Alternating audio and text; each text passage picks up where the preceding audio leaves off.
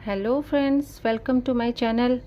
आज का टॉपिक है पाचन तंत्र, ह्यूमन डाइजेस्टिव सिस्टम। ठीक है, यानी हम खाना खाते हैं तो वो हमारा खाना कैसे पचता है और कैसे न्यूट्रिएंट्स मिलते हैं हमारी बॉडी को, उसके बारे में आज हम जानने वाले हैं।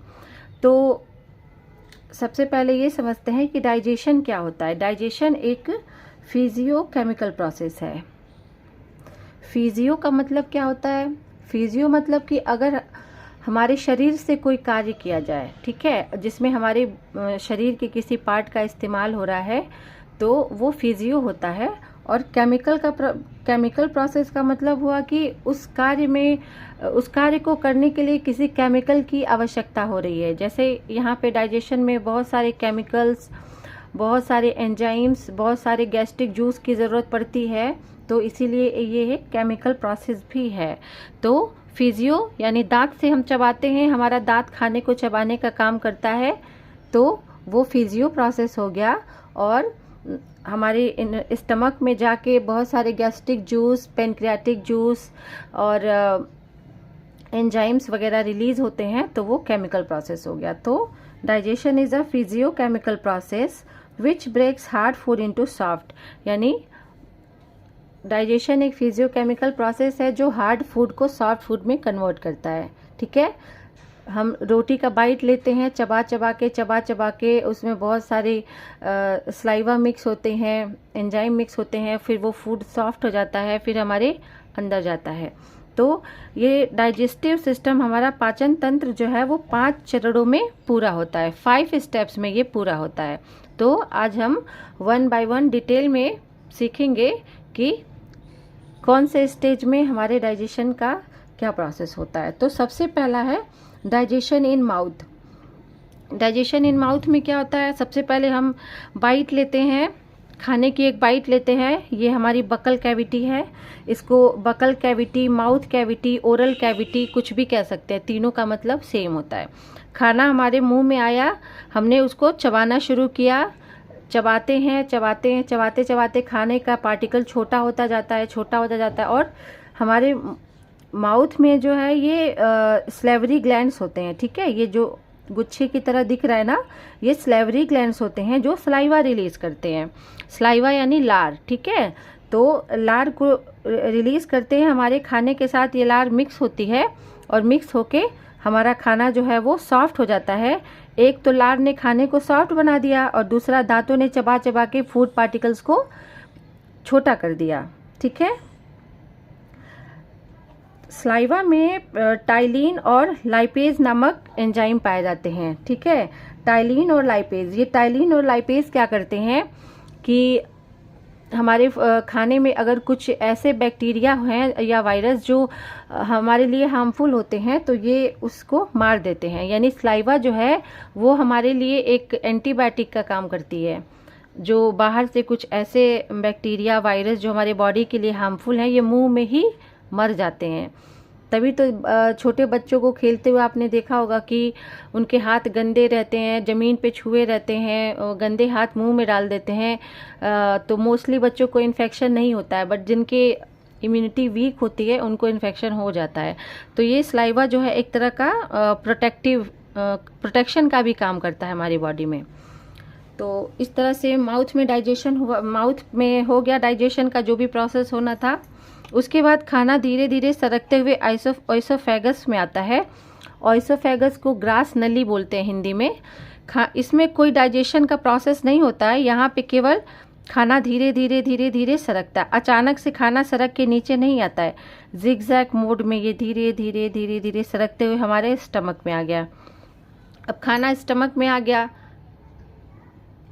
स्टमक में क्या होता है, 3 भाग में हमारा स्टमक डिवाइड होता है। ऊपर वाला जो होता है उसको कार्डियक स्टमक बोलते हैं, ऊपर वाले को कार्डियक स्टमक बोलते हैं, बीच वाले को फंडस बोलते हैं और लास्ट वाले को पाइलोरिक।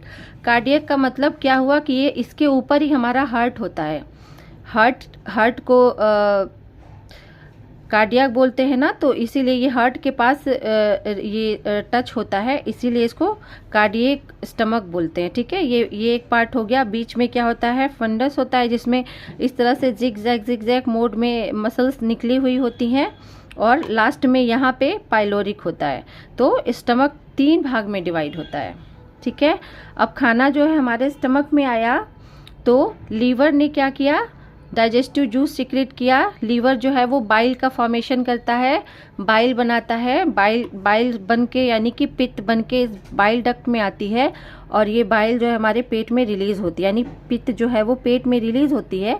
और हमने खाने के साथ अगर कुछ ऑयली चीज़ खाया हुआ है, फैटी चीज़ खाया हुआ है, तो उस फैट को डाइजेस्ट करने में ये हेल्प करती है। और कार्डियक में क्या होता है, हाइड्रोक्लोरिक एसिड, हमारा पेट जो है वो HCl यानी हाइड्रोक्लोरिक एसिड रिलीज करता है। ठीक है, यहाँ पे फूड जो है वो 4 आवर्स तक रुकता है। 4 आवर्स तक स्टमक में रुका, डाइजेशन हो रहा है, धीरे धीरे डाइजेशन का प्रोसेस चल रहा है, हाइड्रोक्लोरिक एसिड मिक्स हो रही है, और यहाँ पे जो ये माउथ में कैविटी में जो वायरस या बैक्टीरियाज नहीं मर पाए थे, उन्हें यहाँ पे हाइड्रोक्लोरिक एसिड, पेनक्रियाटिक जूस और भी गैस्ट्रिक जूस होते हैं। जैसे ये देखिए रेनिन जो दूध से दही को बनाता है, रेनिन एक गैस्ट्रिक जूस है जो दूध जब हम पीते हैं तो तुरंत दही में कन्वर्ट कर देता है।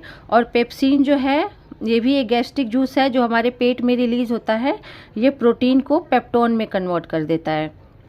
तो इस प्रकार हमने देखा कि पेट में बहुत सारे गैस्ट्रिक जूस, डाइजेस्टिव जूस और हाइड्रोक्लोरिक एसिड, ये सारे मिलकर डाइजेशन के प्रोसेस को चला रहे हैं। 4 आवर्स तक डाइजेशन यहाँ चलता रहता है। 4 आवर्स के बाद पाइलोरिक स्टमक का पार्ट है, यहाँ पे स्मॉल इंटेस्टाइन जुड़ी हुई होती है। ठीक है, अब फूड जो है यहाँ से धीरे धीरे स्मॉल इंटेस्टाइन में आ गया। स्मॉल इंटेस्टाइन जो होती है, इसकी टोटल लेंथ होती है,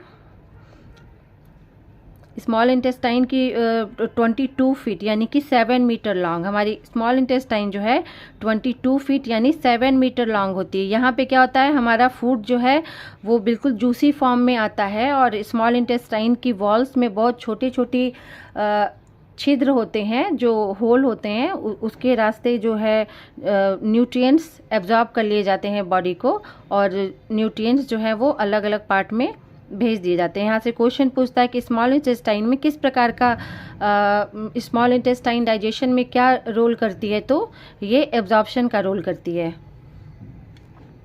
इसके बाद स्मॉल इंटेस्टाइन के बाद जो है फूड धीरे धीरे लार्ज इंटेस्टाइन में स्टोर होने लगता है। लार्ज इंटेस्टाइन में आने के बाद जो जूसी फॉर्म या वाटर जो भी होता है वो लार्ज इंटेस्टाइन के द्वारा एब्जॉर्ब कर लिया जाता है, और जो वेस्ट प्रोडक्ट होते हैं वो धीरे धीरे यहाँ पे जो जमा होने लगते हैं, वेस्ट प्रोडक्ट जमा होने लगते। स्मॉल इंटेस्टाइन में हमारे फूड के जितने भी वाटर होते हैं उनका एब्जॉर्प्शन होता है। एब्जॉर्प्शन के बाद जो वेस्ट प्रोडक्ट होता है वो यहाँ रेक्टम में स्टोर होने लगता है, और एनस के थ्रू वेस्ट प्रोडक्ट बाहर आ जाते हैं। तो इस प्रकार हमने देखा कि डाइजेशन का प्रोसेस हमारी बॉडी में कैसे होता है, कैसे न्यूट्रिएंट्स एब्जॉर्ब होते हैं और हमारी बॉडी के अलग अलग पार्ट्स में पहुंचाए जाते हैं। इसमें कुछ इंटरेस्टिंग फैक्ट है कि हमारे डाइजेस्टिव सिस्टम की टोटल लंबाई जो होती है वो 32 फीट होती है, और हमारा सलेवरी ग्लैंड जो है एक दिन में 1.5 kg सलाइवा रिलीज करता है। यानी एक व्यक्ति जो हेल्दी व्यक्ति होता है वो एक दिन में 1.5 किलो सलाइवा रिलीज करता है।